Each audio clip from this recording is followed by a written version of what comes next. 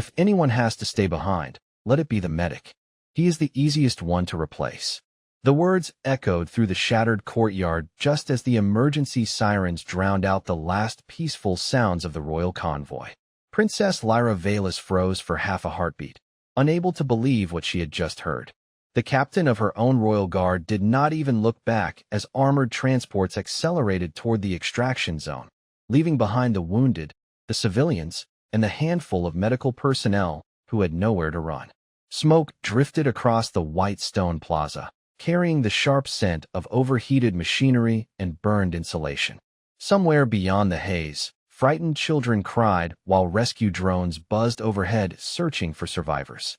Standing in the middle of the chaos was Mason Brooks, wearing nothing more intimidating than a faded gray emergency response jacket with a blue medical patch stitched onto the sleeve. He knelt beside an elderly alien merchant whose breathing had become shallow, carefully adjusting a portable oxygen mask before checking the man's pulse. His movements were calm, practiced, almost ordinary, as if the world around him were not collapsing one terrible decision at a time. A young alien volunteer hurried toward him, panic written across her face. "They're leaving. We have to go now." Mason glanced up for only a second before returning his attention to his patient. "Load the kids first," he said quietly. "Everyone else waits." "But they're abandoning us," she shouted. Mason tightened the medical strap around the patient's shoulder and finally stood. "Then we do what medics have always done." He picked up another trauma bag, slung it over one shoulder, and walked toward the next injured civilian without another word. Princess Lyra watched from across the courtyard, shielded by the two guards who had refused to leave her side. She had expected fear. She had expected panic. Instead, the human looked mildly annoyed that people kept interrupting his work. She had met humans before. Diplomats, engineers, traders. Most of them smiled too much when standing near the royal family. Mason Brooks barely seemed to notice who she was. A loud impact shook the ground beneath everyone's feet, sending dust cascading from the cracked walls surrounding the ancient government complex. Several civilians instinctively ducked. Mason did not.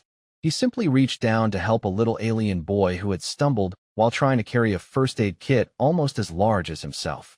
"Easy there, buddy," Mason said with a faint smile. "You're doing great.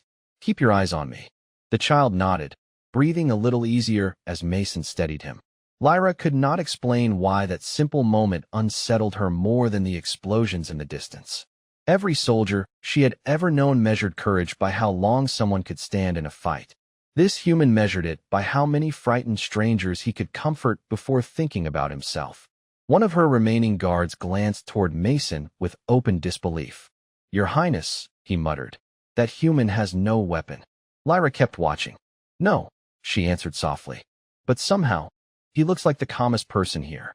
Neither of them noticed the distant figures watching from the broken skyline.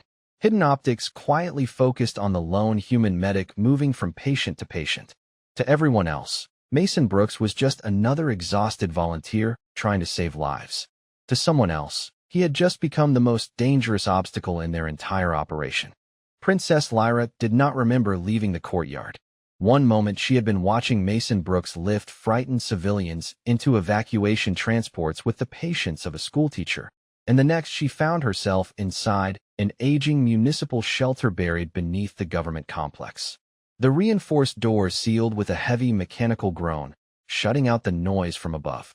The room was crowded with frightened families, exhausted volunteers, and a handful of royal personnel who looked far less confident than the polished image they usually presented before the cameras. Mason entered a few seconds later carrying 2 overloaded medical bags and a little alien girl asleep against his shoulder. He gently lowered her onto a folding cot before checking the wrist monitor attached to her tiny arm. One of the royal physicians hurried over, clearly offended. "That child belongs in the priority treatment section." Mason looked up without raising his voice. "She belongs wherever she can breathe comfortably. You do not understand royal emergency protocol." "Maybe not," Mason answered while adjusting a blanket around the little girl. "But I understand scared kids." The physician frowned, but said nothing else. Even Princess Lyra noticed that arguing with him somehow felt pointless. He never sounded defensive. He simply continued doing whatever needed to be done. An elderly maintenance worker approached carrying a cracked coffee thermos. "You have been on your feet all day," the old man said. "Take a break." Mason smiled politely before accepting the cup. "Thank you." He took exactly one sip before handing it to a younger volunteer whose hands were trembling from exhaustion. "You need it more than I do." The volunteer blinked in surprise. "What about you?" Mason shrugged. "Coffee helps. Sleep helps more. Neither one is happening today." A few tired laughs spread through the shelter, breaking the tension for the first time in hours. Princess Lyra watched from across the room. It confused her. She had spent her entire life surrounded by commanders who demanded attention the instant they entered a room. Mason somehow earned everyone's trust without asking for it. Children followed him because they felt safe. Adults listened because he never pretended to know everything. Even frightened strangers found themselves breathing a little slower whenever he spoke. Her chief advisor stepped beside her. "Your Highness, the human concerns me." She turned toward him. "Why?" "He does not behave like civilian medical staff." "Explain." "He notices every entrance when he walks into a room. He keeps the injured away from exposed walls. He never sits where he cannot see the exits. Those are habits learned somewhere else." Lyra looked back toward Mason.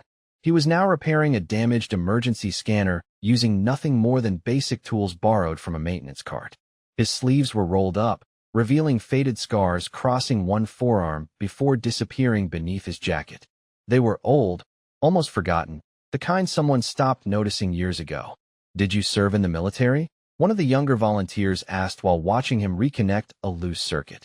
Mason kept working without looking up. "A long time ago." "What branch?" He paused just long enough to tighten one final connector. "Another life."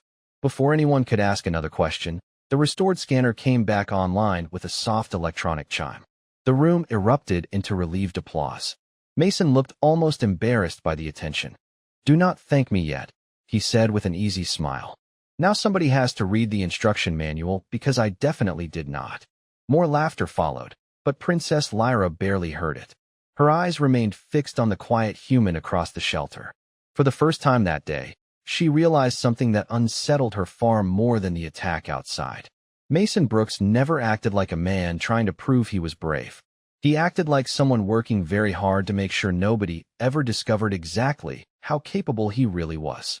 The emergency shelter had settled into an uneasy rhythm when every light flickered at once. Conversations stopped. Children looked toward their parents. Even the air circulation fan slowed for a second before returning to life with a strained mechanical hum. Mason Brooks immediately looked at the ceiling instead of the lights. He listened. Princess Lyra noticed it again. Everyone else reacted after the noise. Mason reacted before it. A communications officer rushed through the main entrance carrying a damaged tablet. His breathing was uneven. "Your Highness," he said, struggling to catch his breath. "The western evacuation route has been compromised. We lost contact with the second convoy 12 minutes ago." The room fell silent. One of the royal guards stepped forward. "Then we relocate immediately." Mason quietly walked over to the digital map displayed on the cracked tablet. He studied it for only a few seconds before asking, "Where was the last confirmed signal?" The officer pointed to a narrow canyon road leading away from the capital district. Mason frowned slightly. "That is not where I would have sent civilians." The officer looked confused. "It was the safest route according to satellite scans." Mason traced another road with his finger. "It is also the most predictable." Nobody answered. Princess Lyra slowly approached the table. "What would you have done?" Mason hesitated before speaking. "If someone wanted to stop an evacuation without destroying infrastructure, that canyon gives them complete control over traffic. One blocked vehicle, and everybody behind it becomes trapped." The Royal Guard captain crossed his arms. "You are making assumptions." Mason nodded calmly. "I hope I am." Before anyone could continue, another transmission arrived. This one was only audio, filled with static and frightened voices. "Medical convoy need assistance. Road blocked." The message ended abruptly. No one spoke. The captain slowly turned toward Mason. "How did you know?" Mason simply looked away. "Lucky guess." Princess Lyra knew it was not luck. She had watched experienced military officers make predictions before. This felt different. It was not confidence. It was recognition. As if he had seen situations like this too many times already. An hour later, the shelter received another wave of civilians rescued from nearby neighborhoods. Mason moved through the crowd without hesitation, checking injuries, calming frightened children, directing volunteers wherever they were needed. He never raised his voice. Somehow everyone still listened. A frightened teenage courier suddenly grabbed his sleeve. "Sir, my brother never made it inside." Mason knelt until they were eye level. "What is his name?" "Taryn." "How old?" 11. Mason nodded once. "What was he wearing?" The boy described a bright orange school jacket with reflective stripes. Mason repeated every detail from memory before placing a reassuring hand on the teenager's shoulder. "We are going to keep looking." Princess Lyra watched the exchange carefully. He had not promised success. He had only promised effort. Somehow that sounded more honest than the comforting speeches she had heard from politicians her entire life. A few minutes later, Mason walked toward one of the observation windows overlooking the damaged city streets. His reflection stared back from the reinforced glass. Tired eyes, unshaven face, a medic's jacket covered in dust. Nothing about him looked extraordinary. Yet his attention remained fixed on rooftops, intersections, and abandoned vehicles far beyond the shelter walls. "You are expecting something," Lyra said as she joined him. Mason did not look away from the window. "Yes. Another attack. Maybe. How can you be so certain?" He was quiet for several seconds before answering. "Because whoever planned today has been patient." Lyra studied his face. "You sound like you know them." Mason let out a slow breath. "No." Another pause followed before he added softly. "But I know people who think like them." At that exact moment, the shelter's emergency alarm sounded again, lower and steadier than before. It was not warning civilians to stay inside. It was warning security teams that someone had entered the restricted perimeter without triggering a single external sensor. Mason closed his eyes for one brief moment, then picked up his medical bag. "That," he said quietly, "is the part one was hoping I had gotten wrong." The low security alarm continued to pulse every few seconds, steady enough to keep everyone on edge without sending the shelter into panic. Royal Guards rushed toward reinforced checkpoints while technicians struggled to bring additional surveillance cameras online. Mason Brooks did not follow them. Instead, he quietly walked toward the maintenance corridor running beneath the shelter and stopped beside a dusty ventilation map bolted to the wall. Princess Lyra caught up with him before he could continue. "Where are you going?" she asked. Mason studied the faded blueprint for a moment. "Somebody entered this building without crossing the perimeter sensors. That usually means they did not come through the front." Lyra folded her arms. "There are only 3 entrances." Mason shook his head gently. "There are 3 entrances people remember." He pointed toward an abandoned utility tunnel marked decades earlier during the original construction of the complex. If maintenance crews could reach every system without disturbing official traffic, somebody else can too. Before Lyra could answer, Captain Ralden approached with obvious frustration. "Medic, security is handling this. Return to the treatment area." Mason stepped aside immediately. "Gladly." The captain frowned, almost disappointed that there had been no argument. "Then why were you studying facility maps?" Mason gave a tired smile. "Because if you find them before I finish organizing the medical supplies, it saves me from treating more patients." The captain hesitated. For a brief moment, even he could not decide whether the human was simply practical or quietly making a point. He finally signaled 2 guards toward the maintenance tunnel. "Search everything." As the soldiers disappeared down the narrow passage, Lyra remained beside Mason. "You knew he would send them." Mason shrugged. "Most leaders do not like being told they missed something. They prefer believing they discovered it themselves." She stared at him with growing curiosity. "You understand people unusually well." Mason looked toward the rows of frightened civilians. "People are usually easier to understand than situations." A sudden burst of static interrupted the overhead speakers before an engineer's voice came through. "Captain, we found evidence that someone accessed the maintenance tunnel less than 30 minutes ago. Fresh tool marks. The tunnel leads toward the Western Service entrance." Captain Ralden slowly turned back toward Mason. His expression had changed completely. There was no admiration yet, only caution. "You really have done this before." Mason answered while tightening the strap on another medical bag. "I have been around enough emergencies." "That is not what I asked." Mason looked at him for a second before calmly replying. "No, it was not." Before anyone could continue, 2 frightened children came running across the shelter. "Mr. Mason." the younger one cried. Our grandmother cannot wake up. Mason immediately knelt beside them. Show me. Without another thought, he followed them across the crowded room, leaving the conversation unfinished. Lyra watched him disappear into the sea of frightened civilians. He never tried to impress anyone. He simply responded to whoever needed him first. Several minutes later, she quietly walked toward the treatment area. Mason was sitting beside an elderly woman, gently checking her heartbeat while explaining each step so she would not be frightened. You are going to be all right, he said warmly. Your heart is tired, but it is stronger than you think. The woman smiled weakly. You sound very certain.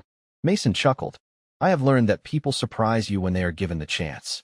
Lyra noticed something else then. His hands never shook. Not during the alarms. Not during the uncertainty. Not even while everyone around him feared another attack. It was the calm of someone who had already made peace with difficult days long before this one began. Across the shelter, Captain Ralden quietly received another encrypted update. His face drained of color as he read the message. The infiltrators had not been searching for military intelligence. They had been asking only one question since entering the district. They wanted to know where the alien princess had been evacuated. And according to intercepted communications, they also wanted the human medic who refused to leave civilians behind. Captain Ralden lowered his communicator without saying a word. The silence on his face told Princess Lyra everything before he finally spoke. They know you are here. The room instantly became smaller. Every guard in the shelter instinctively shifted closer to the princess, while volunteers quietly moved frightened families toward the interior corridors. Mason Brooks finished securing a bandage around an injured worker before walking over. What happened? Ralden looked directly at him. Intercepted transmissions. The attackers have identified this shelter. Mason nodded once. Then we should assume they also know every obvious escape route. We are preparing an armored convoy. That is exactly what they expect. The captain frowned. Do you have a better idea? Mason glanced around the crowded shelter. Children sat wrapped in blankets beside elderly civilians. Parents whispered reassuring words they barely believed themselves. Exhausted volunteers leaned against supply crates, trying to stay awake. Yes, Mason answered quietly. Stop thinking about protecting one person. Start thinking about moving everyone. Ralden looked irritated. My responsibility is the princess. Mason met his eyes without raising his voice. And hers is everyone else. Lyra looked between them before speaking for the first time. He is right. The captain hesitated. Your Highness, if the convoy draws every hostile unit toward us, these families become the battlefield. Ralden closed his eyes for a moment before giving a reluctant nod. Then what do you recommend? Mason walked over to the facility map again. Break the evacuation into small civilian groups. Maintenance crews, medical transports, utility vehicles. Spread them over several routes instead of one large convoy. That will take longer. It will also make it much harder for anyone to predict where the princess actually is. One of the communications officers looked up from his console. We only have enough functioning vehicles for 6 groups. Mason answered immediately. Then make 7. We do not have another transport. Mason smiled faintly. You do if somebody walks. Several heads turned toward him. Absolutely not, Captain Ralden said immediately. You are a medic. Exactly, Mason replied. Nobody notices the medic walking beside a supply cart. Lyra studied him carefully. You already volunteered yourself before anyone asked. Mason shrugged. Habit. Before anyone could answer, another frightened volunteer rushed into the operations room carrying a handwritten list. We found more survivors hiding in the lower transit station. Mostly children. Mason took the paper and scanned it quickly. How many? 23. Any serious injuries?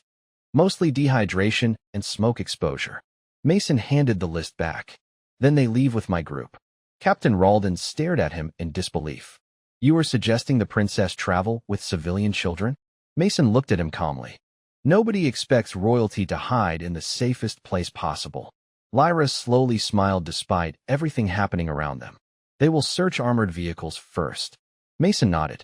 Because that is what I would do. The room fell quiet again. No one questioned where he had learned to think that way anymore. They simply accepted that every prediction he made kept becoming reality. Nearly an hour later, the evacuation finally began. Small groups quietly disappeared through maintenance exits and service corridors instead of the main gates. Mason pushed an ordinary medical supply cart, with 2 children walking beside him, while several elderly civilians followed behind. Princess Lyra wore a plain volunteer jacket with the royal insignia removed, blending into the group as though she had never lived inside a palace. Before leaving the shelter, she glanced at Mason. "You seem remarkably calm." He adjusted one of the supply boxes before answering. "Calm is contagious. Panic is too. Somebody has to choose which one spreads." Lyra smiled faintly. She was about to reply when a distant transmission crackled through every emergency radio at once. A deep, unfamiliar voice spoke with unsettling confidence. "Attention evacuation teams. There is nowhere left to hide. Deliver the princess, and everyone else goes home." Mason did not stop walking. He simply looked ahead and quietly said, "Now we know who has been chasing us." The voice on the emergency broadcast disappeared, leaving behind nothing but static and the sound of dozens of nervous footsteps echoing through the abandoned service tunnels beneath the Capitol. Nobody spoke for nearly a minute. Mason Brooks pushed the medical supply cart at an even pace, refusing to let anyone rush. "Stay together," he said calmly. "Watch your footing. We are almost through the maintenance sector." The children obeyed without question. Somehow they trusted him more than the armed escorts surrounding them. Princess Lyra walked a few feet behind Mason, wearing the plain volunteer jacket that hid her identity. She glanced back toward Captain Ralden. "How much farther?" "Another 400 yards, he answered quietly. "There is an old transit platform ahead where extraction vehicles should be waiting." Mason slowed just enough to study the ceiling above them. Water dripped steadily from aging pipes. Emergency lights flickered every few yards, leaving long stretches of shadow between pools of pale white light. He listened again. The silence did not sound empty. It sounded interrupted. "Stop," he said softly. The entire group froze. Captain Ralden looked irritated. "What now?" Mason tilted his head slightly. "Do you hear the generators?" The captain listened. "Yes." "I do not." Everyone fell silent. A technician finally whispered, "The emergency generators should be louder in this section." Mason nodded once. Someone shut them down. Before anyone could react, every light in the tunnel went dark. Children gasped. A few adults cried out in surprise before portable lanterns switched on one after another. The narrow passage glowed with scattered beams of white light. Captain Ralden immediately raised his communicator. "Status report." Only static answered. Mason quietly reached into the medical cart and removed several compact emergency flashlights. He handed them to the volunteers instead of the guards. "Keep the children close," he said. "Nobody walks alone." Lyra stepped beside him. "You expected this too." Mason gave a small sigh. "I hoped I was wrong again." A frightened little boy tugged gently on Mason's sleeve. "Mr. Mason, are we going to be okay?" Mason knelt until they were eye level. "We are together, right?" The boy nodded. "Then we solve one problem at a time." The child smiled just enough to steady his breathing. Lyra watched the exchange with quiet amazement. Royal instructors had spent years teaching her how to inspire crowds with speeches. This human needed only a few honest words. Suddenly, one of the scouts hurried back from the front of the column. "Captain," she whispered urgently, "the transit platform is empty. Every transport is gone." Captain Ralden stared at her in disbelief. "Gone? Completely?" The realization spread through the group like cold air. Their evacuation plan had vanished before they even arrived. Mason closed his eyes for one brief moment, thinking. Then he looked toward an old maintenance rail extending into the darkness. Rust covered the tracks, but the path itself remained clear. "There is another way," he said. The technician looked confused. "That rail line was abandoned years ago." "Abandoned does not mean unusable." Mason pointed farther down the tunnel. "Maintenance vehicles still need access to the water treatment facility outside the city. If they can reach it, so can we." Captain Ralden looked skeptical. "That route is not on the official evacuation map." Mason answered quietly, "Exactly." Lyra noticed something she had missed before.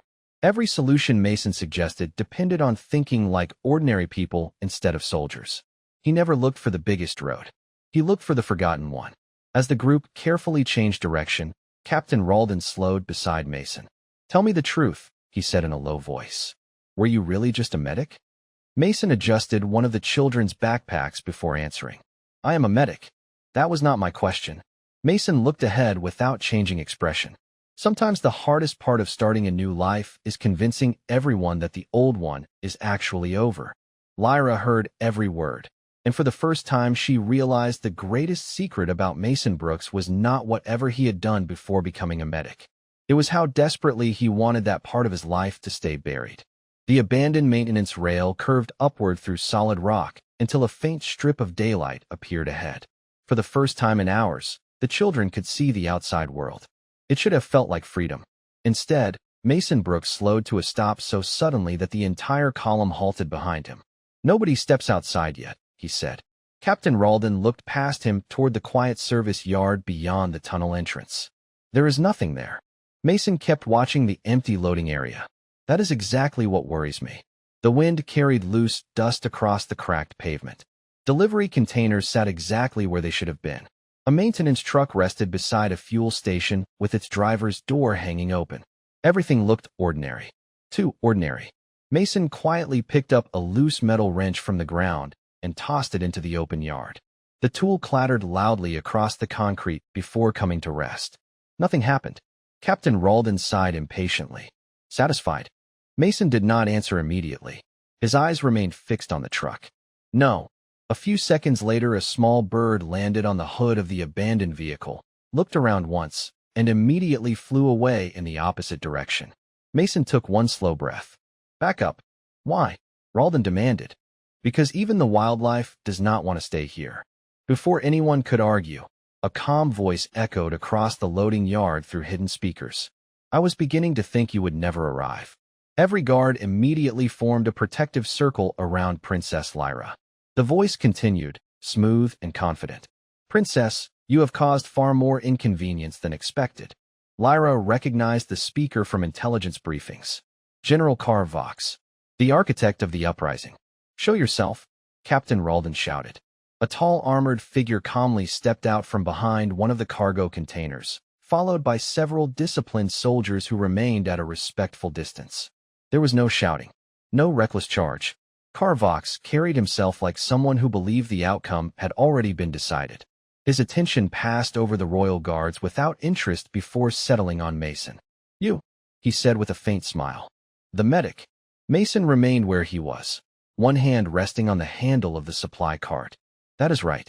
You have delayed my schedule all day." People kept getting hurt. A few of the soldiers exchanged puzzled looks.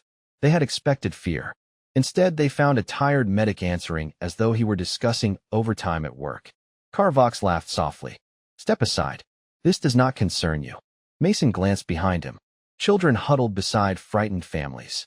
Princess Lyra stood quietly among them, refusing to hide behind anyone else. He looked back at the warlord. "It concerns everyone standing here." Captain Ralden whispered urgently, "Mason, fall back." Mason did not move. If they wanted only the princess, they would not have followed the evacuation groups. His voice remained calm.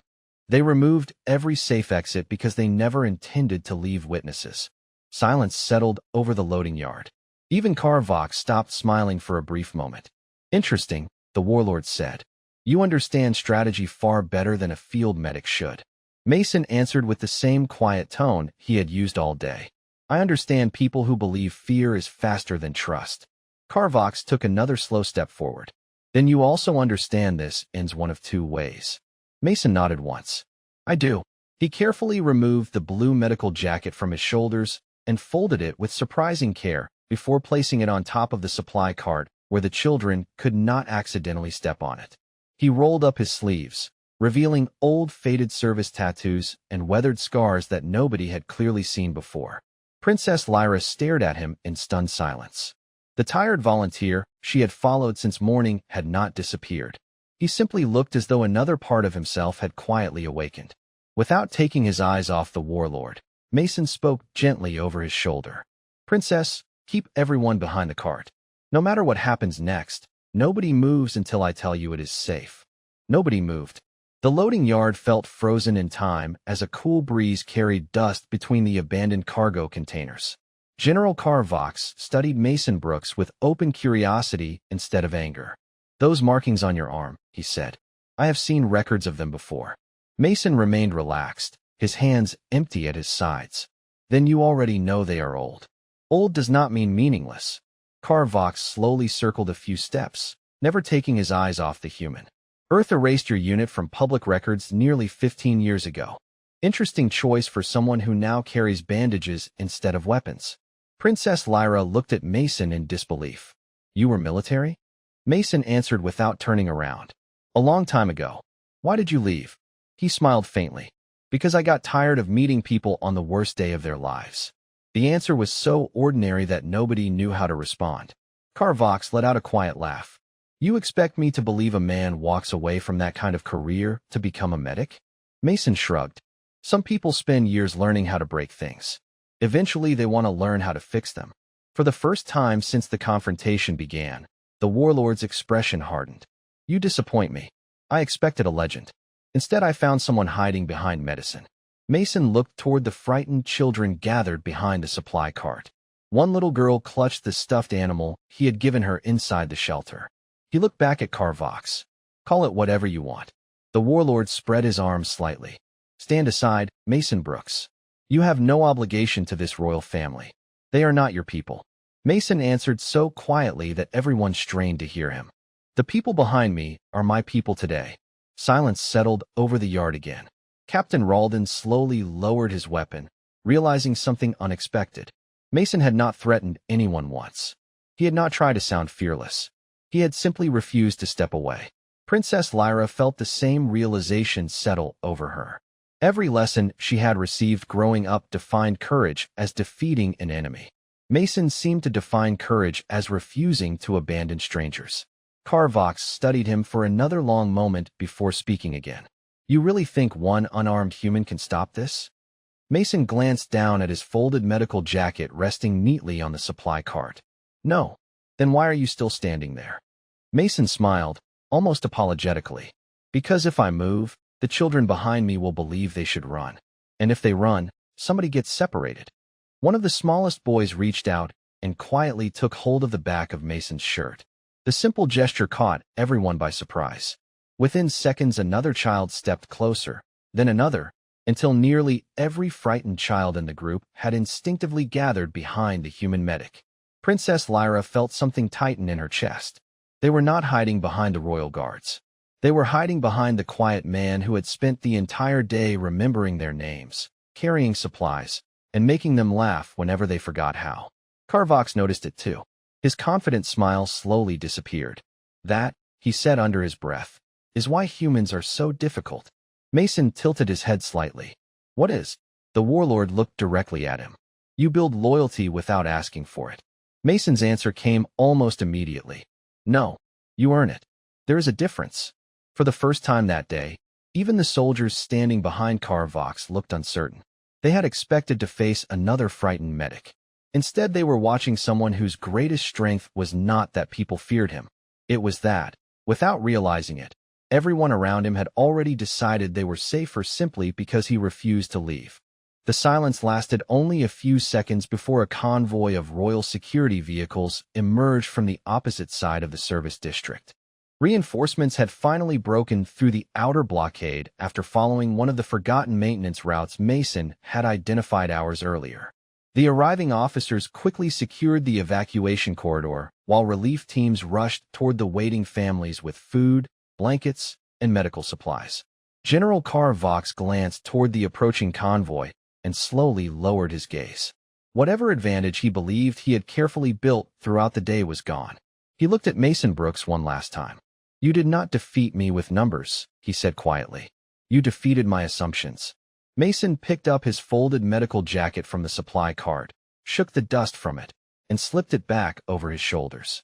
Assumptions have a way of costing people more than they expect. Carvox gave a slow nod before turning away with the remaining members of his force, disappearing into the maze of abandoned industrial buildings before the security teams reached the yard. Captain Ralden watched them leave before looking back at Mason. You could have chased them. Mason was already opening another medical kit. There are people here who need me more. Without another word, he walked toward an elderly volunteer whose hands had started shaking from exhaustion. He checked her pulse, handed her a bottle of water, and quietly asked whether she had eaten anything that day. Princess Lyra stood perfectly still, watching the strange contrast unfold before her. Only moments earlier, everyone had been focused on danger. Now the human who had carried the weight of the entire evacuation simply returned to treating dehydration, sore ankles, frightened children, and tired rescue workers as though nothing extraordinary had happened. Several hours later, after the last family had safely boarded transport vehicles, Lyra found Mason sitting alone on the rear step of an ambulance watching the sunrise paint the clouds with soft shades of gold. He held a paper cup of coffee that had long since gone cold. She sat beside him without saying anything for a while. Finally she asked, "Why did you never tell anyone who you really were?" Mason smiled at the horizon. "Because the moment people see your past, they stop seeing the person sitting in front of them." Lyra looked down at her hands. "You protected people who were not even part of your world." Mason took a slow sip of cold coffee and laughed quietly. "That is the funny thing about helping people. After a while, you stop dividing the world into us and them." She thought about those words for a long time. In the palace, she had been taught that leadership meant standing above others. During one impossible day, a quiet human medic had shown her something completely different. Real leadership often looked like carrying someone else's burden before they even realized they were struggling. Weeks later, after the capital had begun rebuilding, Lyra requested access to sealed Terran archives. The file on Mason Brooks was surprisingly short. It listed commendations, years of service, and one final note written after his retirement. It read, "Requested reassignment to civilian medical relief. Reason given. The world already has enough people who know how to win fights. It needs more people willing to help others survive them." Lyra closed the file and never spoke publicly about what she had learned. She did not need to. The children who had hidden behind Mason that day remembered. The volunteers remembered. The royal guards remembered. They all carried the same lesson forward. The strongest people are not always the ones everyone fears. Sometimes they are the ones who quietly spend every day giving others a reason not to be afraid. And years later, whenever someone asked Princess Lyra what she had learned from humanity, she always gave the same answer. Strength can protect a life for a moment. Compassion can change the course of countless lives forever.